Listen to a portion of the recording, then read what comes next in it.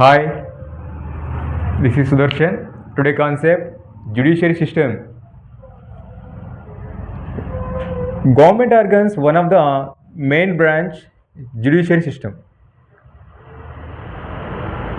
ప్రభుత్వ అంగాలలో అత్యున్నతమైన మరియు ముఖ్యమైన శాఖ ఏది అంటే న్యాయశాఖ అని చెప్పవచ్చు.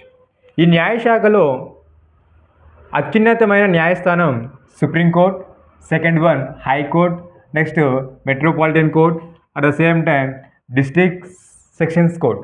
So now Supreme Court. ఈ సుప్రీంకోర్టు దేశంలోనే అత్యున్నతమైన న్యాయస్థానం.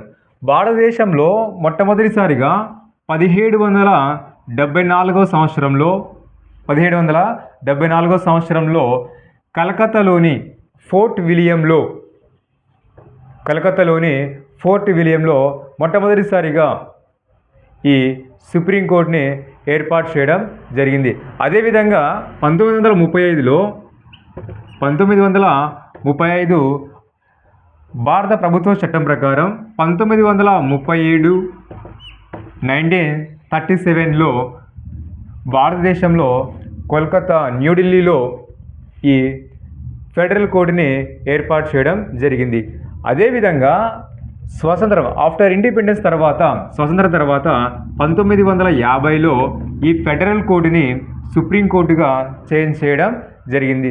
సో భారతదేశంలో అత్యున్నతమైన న్యాయస్థానం ఏదంటే సుప్రీంకోర్టు, తర్వాత హైకోర్టు. సో ఈ హైకోర్టు భారతదేశంలో ప్రస్తుతానికి ఎన్ని ఉన్నాయంటే 25. భారతదేశంలో ప్రస్తుతం ఎన్ని హైకోర్ట్స్ ఉన్నాయంటే ఓవరాల్గా 25 ఉన్నాయి.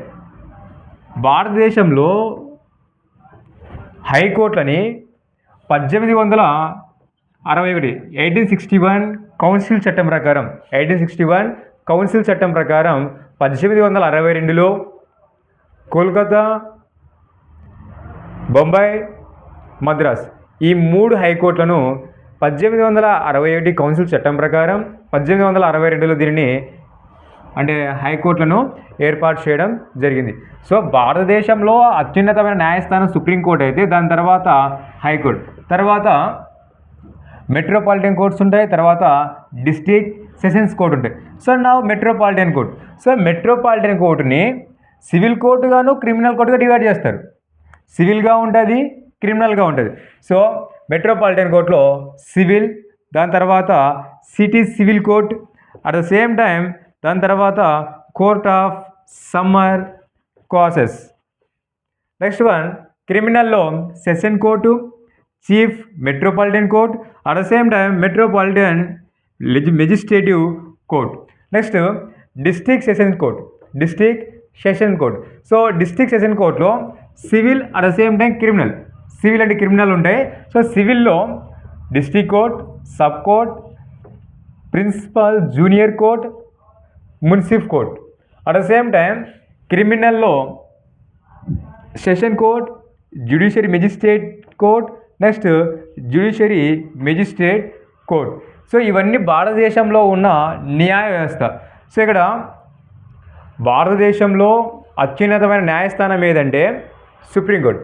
భారతదేశంలో అత్యున్నతమైన న్యాయస్థానం సుప్రీంకోర్టు, దాని తర్వాత హైకోర్టు, దాని తర్వాత డిస్ట్రిక్ట్ కోర్ట్స్ ఉంటాయి, తర్వాత సబార్డినేట్ కోర్ట్స్ ఉంటాయి.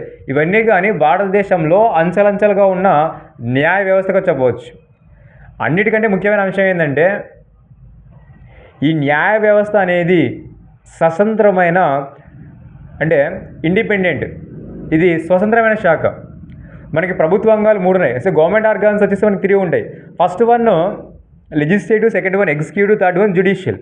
సో లెజిస్లేటివ్ కానీ, ఎగ్జిక్యూటివ్ కానీ, జ్యుడిషియల్ కానీ ఈ 3 కూడా ఇండిపెండెంట్ ఆర్గన్స్.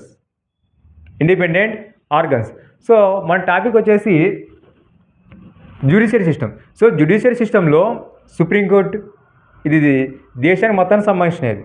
నెక్స్ట్ హైకోర్టు ఇది వచ్చేసి రాష్ట్రాలకు సంబంధించినది. నెక్స్ట్ డిస్ట్రిక్ట్ కోర్ట్స్ ఉంటాయి, తర్వాత మెట్రోపాలిటన్ కోర్ట్స్ ఉంటాయి, దాని తర్వాత సబార్డినేట్ కోర్ట్స్ ఉంటాయి, దానిలో మళ్ళీ సివిల్ అంట, క్రిమినల్ అంట.